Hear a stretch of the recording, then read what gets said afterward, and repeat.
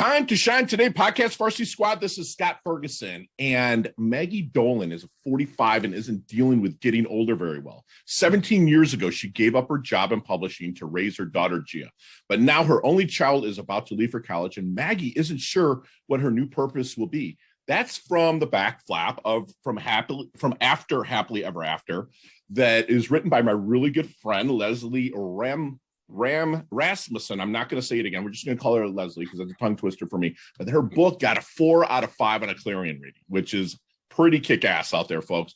Leslie graduated from UCLA and went on to write television comedies for many years. And in those comedies were actors like Gerald McRaney, Burt Reynolds, Roseanne Barr, Norm Macdonald, Drew Carey, Ralph Macchio, The Karate Kid, and as well as The Thornberrys and Sweet Valley High.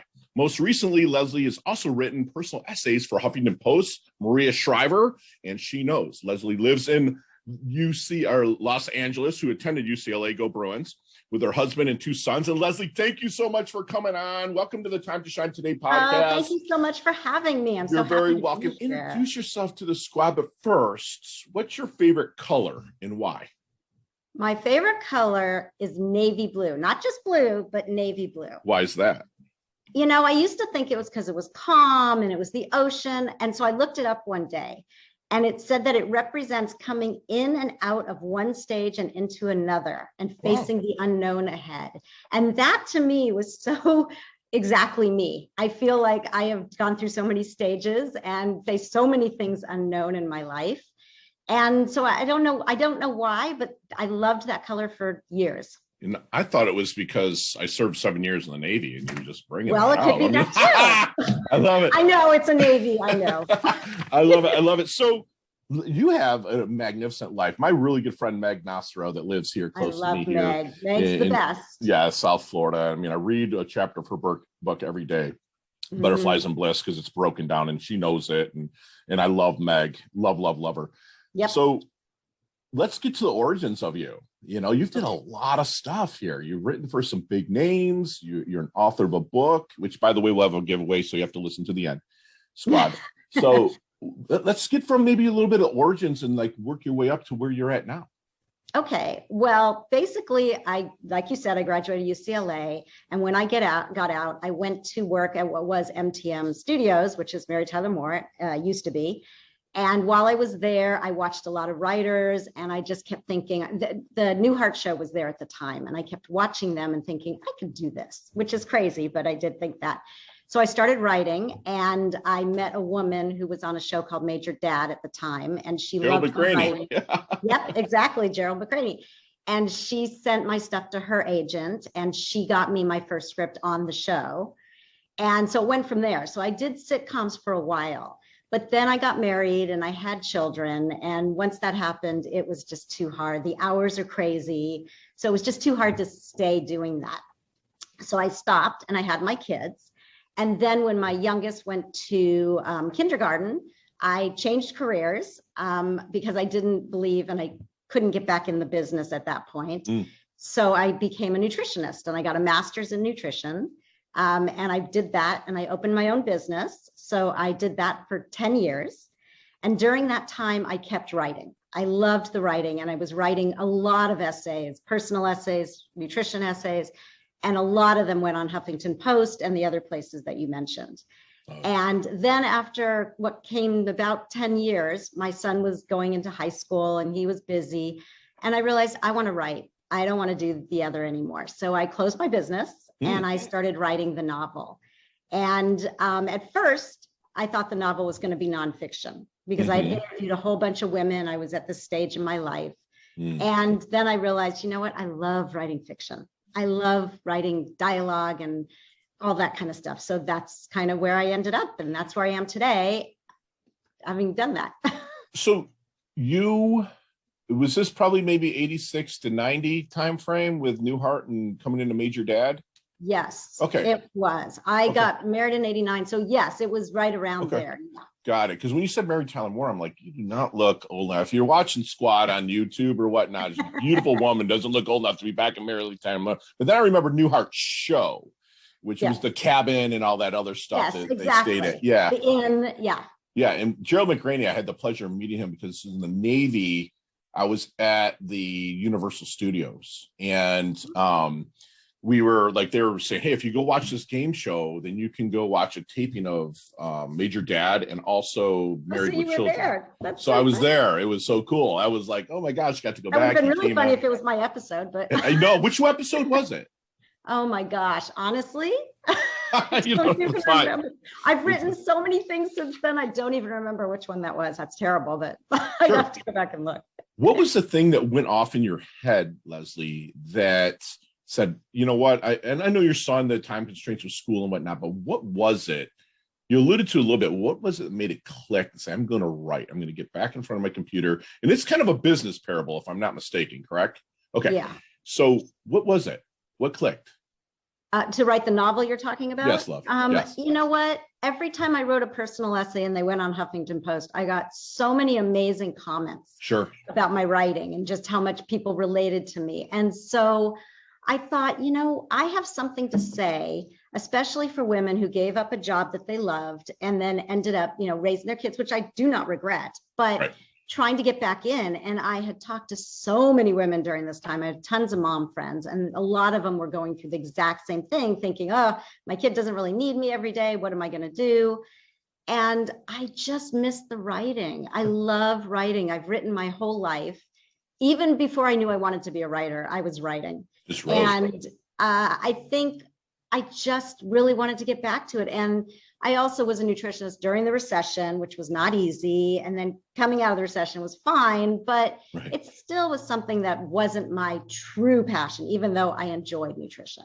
I love it. I love the transparency there. So like, I'm writing my first business parable. Like Meg, our good friend Meg is like really pushing me on that. Oh, good. So like, I'm using Living Writer and it's working for me. I love it. You know, the little software platform and stuff. But what is your first advice to somebody that really has a passion for writing and wants to get their message out there? I think, well, first of all, sit down and do it. Second of all, you can contact Huffington Post and you can see if you can start getting essays on Huffington Post or there's so many sites out there. There are really literally so many sites and everybody's looking for content. And if you feel like you have something to say, I truly believe you do. You know that there's an audience out there for what you want to say. So I just would say, sit down, write anything, put it away, come back to it. Don't just throw it in a drawer and just keep looking at it. And you'll be surprised. There were many times I wrote a scene in the book and I thought, oh, this is awful. And I'd go to bed and I'd get up in the morning and think, oh my gosh, Elves got up in the middle of the night and rewrote this because this isn't that bad. It's that bad. Yeah. So, you know, you just don't know. You're too close to it to know. How about writer's block? Sure, you've had it. You know, what is maybe some antidotes or what was your protocol when you ran into it? For me, writer's block is usually ideas, bigger ideas, not necessarily like what to do in the next scene. And so what usually happens, at least I'm writing a second book right now. So when I was writing the first book, I thought I'll never come up with any other idea. I'm not an idea person. So I finished the book and I was doing other things and an idea just came to me. And I think for me, especially like if I'm going to a scene and I'm not sure what to do, I don't sit down at the computer. I usually will go do something else and my brain starts to work on it. And then what I do is I just take a pad of paper and I just write. And I just write whatever like I think should be in the scene. It doesn't matter if it works. It doesn't matter if it's in order. I'll just start writing. Oh, just kind of throw up on that piece of paper, right? Exactly. Okay. And I'll think, where can I place this that's kind of funny or kind of different? Yeah. And I'll just do it that way. And then I'll sit down at the computer and go, okay, I have something here. But I think getting away from writing, if you're just sitting there trying to figure it out, it won't work. No, you have to leave. Yeah. And sometimes sleep is the best thing. Yeah. Yeah. It opens up that the delta wave they say you get into. It can open up the creative side and you wake up. I've ever since I was 12 years old, this is the thing. I woke up when I was 12 years old. I'll be 50 here pretty soon, but I woke up at 12 years old and I had a song in my head that I still believe would be a hit to this day. Right. But I didn't write it down. You didn't? No, I was 12, so it didn't make sense. And I just remember watching something on TV saying, write your stuff down. So I keep a pad of paper. I kept a pad of paper. Now I keep my phone open. That's what I do. And I just wake up and I'll put stuff in there. Sometimes mornings I'll wake up and be like, this is stupid. But sometimes like, wow. Exactly. Sometimes you don't even remember. And you look at it and you think, what did I write? What does that mean? And then you have to start remembering where that goes. Like I do that all the time. And then I look at it and think, was that for this chapter or that chapter? I don't even know what it was for. But sometimes it's great because I write down a whole conversation that I wake up in the middle of the night on my phone. Same thing. Love it. So what do you think most writers that are out there, their blind spots are? Their blind spots? I think sometimes actually they think their writing isn't good, so they put it away. And I think a lot of times it's way better because people are so judgmental of their own stuff. Sure. So I think if they gave it to somebody else and said, look, tell me the honest truth, if they found somebody that would really tell them the truth. Sure. So I think that's one thing. I think the other blind spot is, I think writing is very solitary. You're alone, you're in a room. Yeah, exactly. I think that people need to reach out to people. I think it can be a very lonely thing. And with the publisher, and this is how I met Meg, was through my publisher, you find people that are so like you. And it doesn't matter, Meg's writing a memoir, I wrote fiction, it doesn't matter. But you can come together with people, even though Meg and I are across the country from each other. I feel so close to her. And I literally met her this year. Right. So you feel like you've known her forever, right? I do. I feel like I've known her forever. Community is wonderful. Key. Absolutely. So let me ask you something. I love this conversation right now because it's like you and I probably would never have met if it wasn't for COVID and Meg and stuff like that. Exactly. So I get this privilege of meeting people like yourself. But what script in a movie resonates closest to something you would have written? Script in a movie, it would be a rom-com. Okay. And I'm trying to think which one. Oh, that's a tough question because I like so many movies. Because I read just the sample part of After Happily Ever After, and I solely see kind of like the sassiness, sauciness of When Harry Met Sally, a little bit like that. That's a good example. You know what I'm saying? That's what I see with there's a little bit more heartbreak in my book. Yes, absolutely. Because there's things with the elderly parents, so there's a little bit more, but it's also comedy. Yeah. So it would be one of those things that's sort of a comedy with some drama. Yeah, a little, not a dark comedy, but like you said, maybe a dramedy, right? Maybe something like that. Yeah, but a little more comedy than drama, but yes, there is drama in the book. So, yes, exactly. Do you ever help writers? Oh, all the time. Yes. Okay. Let me ask you this. I do. When you're in a discovery period, maybe you're just first meeting them, is there any good question that you wish they would ask you but never do? Oh, let's see. Maybe just like what's the message that you want to get across? So if they're going to read my stuff, they know. And that's what I would ask them too, is before I read anything of theirs, is what's the message? What are you trying to say? So you make sure if you are reading another writer, you know that they're saying that. Because sometimes people think they're saying it, but then they throw in something that kind of actually goes against what they're trying to say. And so I think that would probably be something that I would want to be asked is what is the important thing and what do you want to get out of this book? Like what do you want your audience to get out of this book? Is it fair to say that your message in writing, that your message is kind of like your why? Yeah. Okay, very cool. Kind of like I'm learning. This is like a free masterclass for me. Okay, so I'm selfishly loving this. So have you seen the movie Back to the Future? Oh, yeah.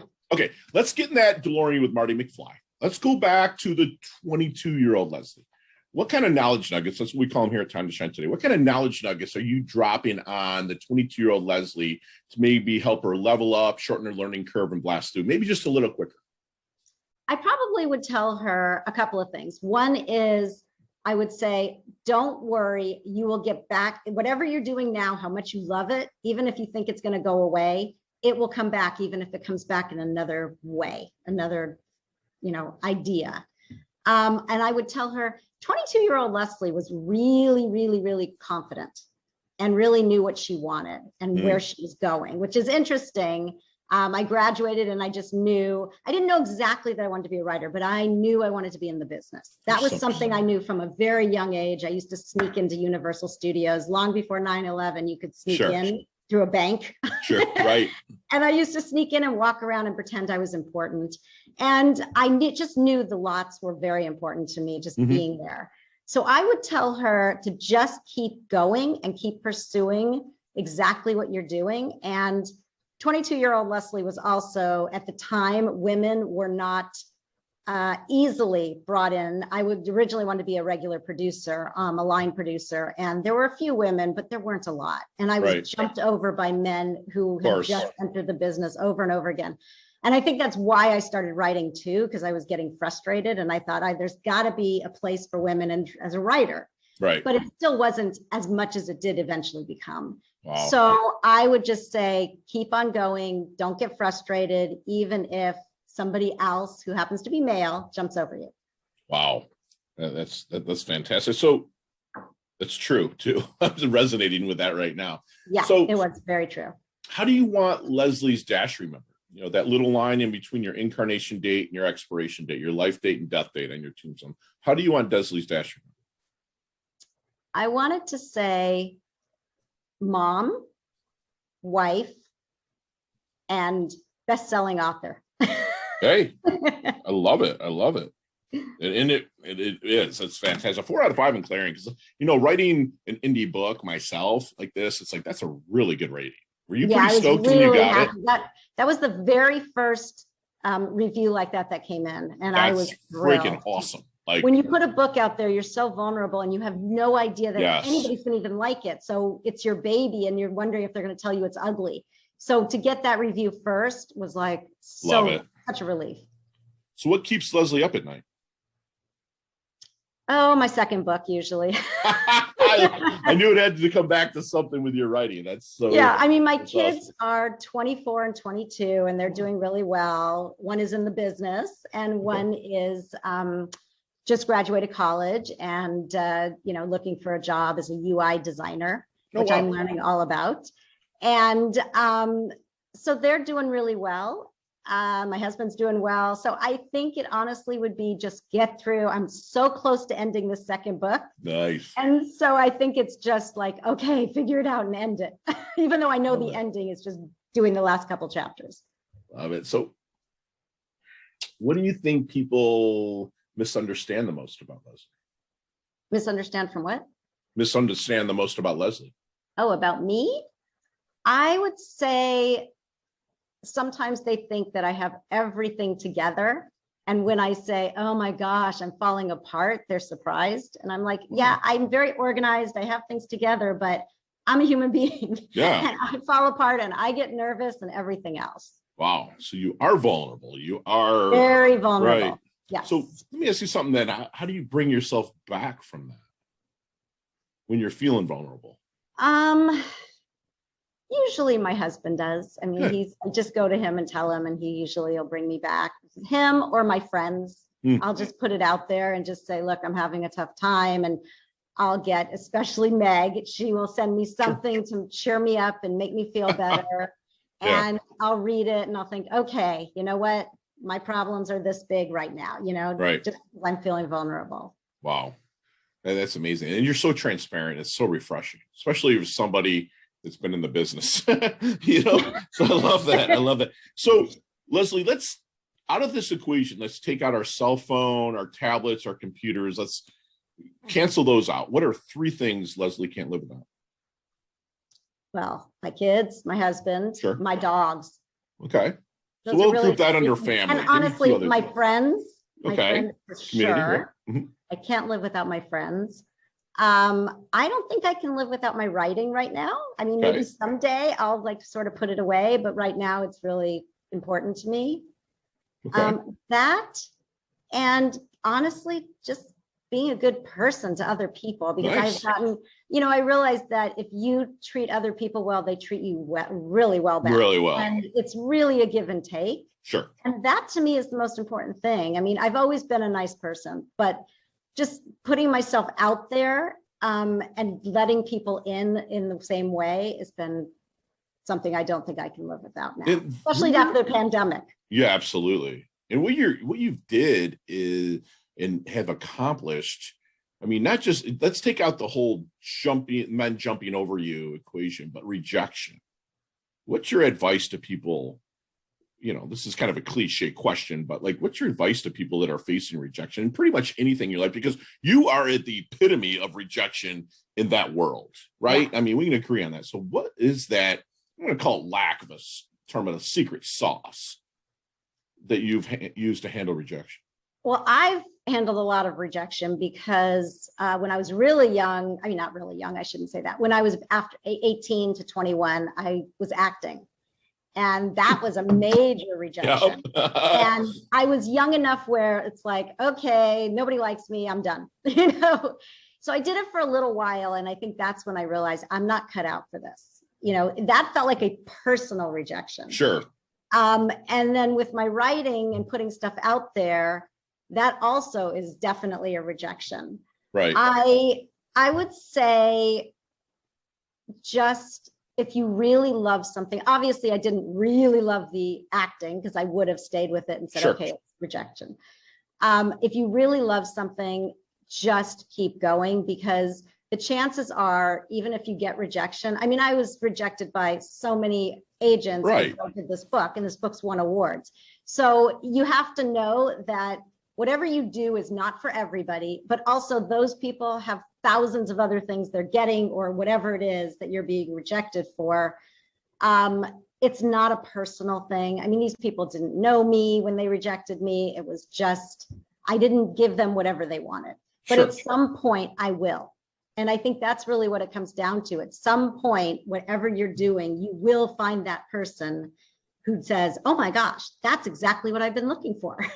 You said it with one of your first points. You said, there are outlets and there is an audience pretty much for everything that's there. And you were so transparent. You're so on point and honest. And that's awesome. And that's refreshing. So what is Leslie's definition of a life well lived? I think for me, it would be finally saying, you know what? I'm happy with where I am, because I'm always sort of not quite there. Mm-hmm. And I'm always like, well, what about this one? Or what about that? And maybe the next book. Or I think that's would be my life well lived, is if I could say, you know what? I'm happy with where I am today. Love that. And so I often. think I'm getting there, but I'm still not quite there. Love it. Love it. And squad, we're going to take my good friend Leslie here through our leveling up lightning round just as soon as we get back from thanking our sponsors and affiliates. And hey, time to shine today, podcast Varsity Squad. We are back with my really good friend, Leslie Rasmussen. I think I nailed it that time. And author, just a rock star, has written for some really big names. Check them out in the show notes. But we're going to take Leslie through our leveling up lightning round. And Leslie, you and I could speak for 15, 20, an hour on each one of these questions. You have 5 seconds with no explanations. You ready? Okay. They can all be answered.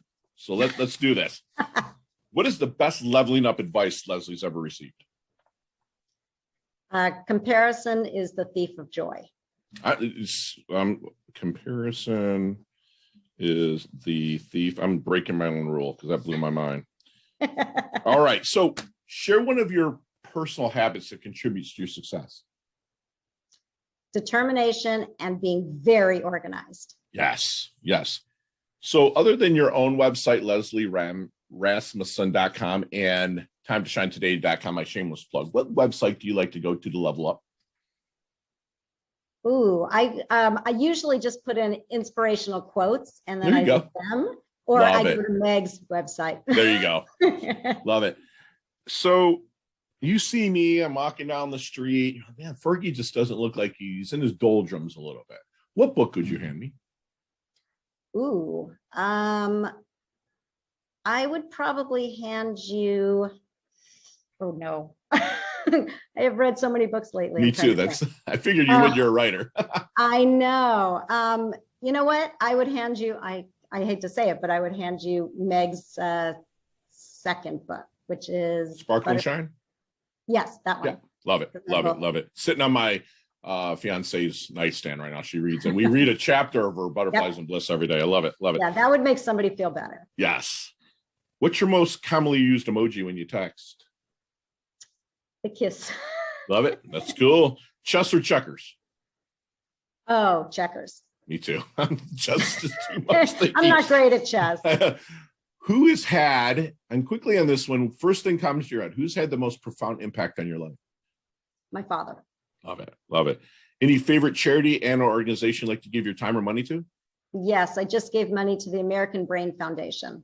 Hey, I'll break my rules on this. Is there a reason that you really want that? Because in my book, what the father goes through has something to do with them. And so I did a lot of research with them, and they do Lewy body dementia, which is the Robin Williams basically foundation, and his wife is part of it. And I just really like them. And then also anything to do with dogs. I give to the shelter I used to work at. So those are like the two things I give to the most. Love it.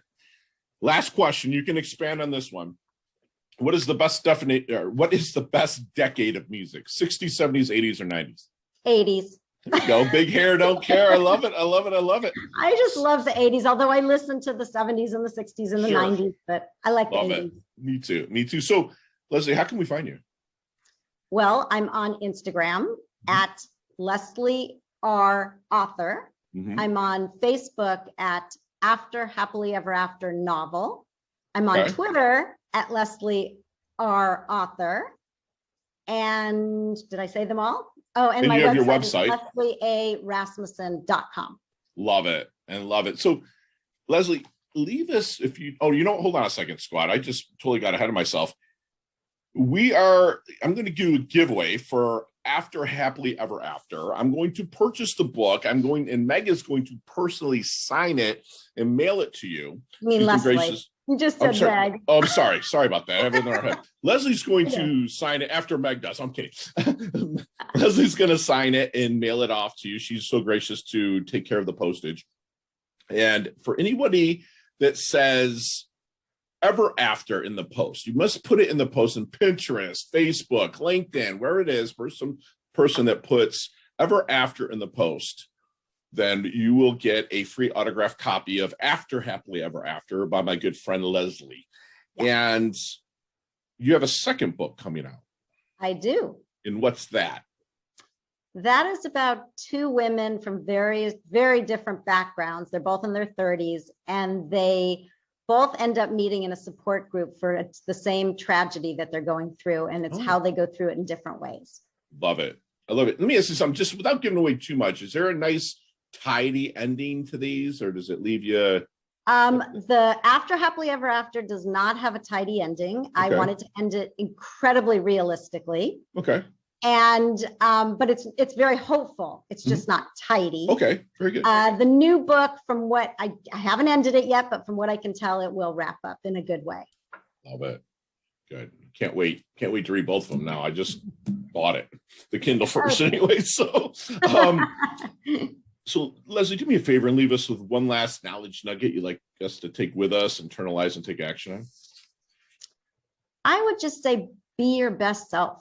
Be the person that you really want to be. Don't worry about what other people think. You know what it is that you want to do, and just keep moving forward. Love it. And squad, I wasn't worried. I was really stoked for this conversation of how I was going to have the questions, because a lot of the people that I interview are either coaches or consultants and whatnot, but it was so awesome to get straight from the lovely lady Leslie a background and kind of some of the sacrifices that she had to make to become who she is today. And she wants you to remember that there are outlets out there, to believe in yourself, build your community. And like we like to say, get your asking gear and ask for help when you need it. She always kept her confidence, but she also knew that she was going to face rejection, and how she handled it. She always remembered that she's doing what she loves. She wants you to be happy with yourself, and that's being authentic. And then that's exactly what Leslie is. And she blew me away with comparison is the thief of joy. I've heard it before, but the way she said it was amazing. It really resonated with this conversation. I hope it did with you as well. And she also is just going to say, be yourself, best self, get out there, get after life, and level up. And that's exactly what my beautiful friend Leslie does. She levels up her health, levels up her wealth. She's humble yet hungry. Thank you so much for coming on and dropping those knowledge. Thank you so much, helped out Scott, so for having much. me. This was so wonderful. Thank you. Awesome. I will talk to you soon. Love your guts. Bye. You too. Bye-bye.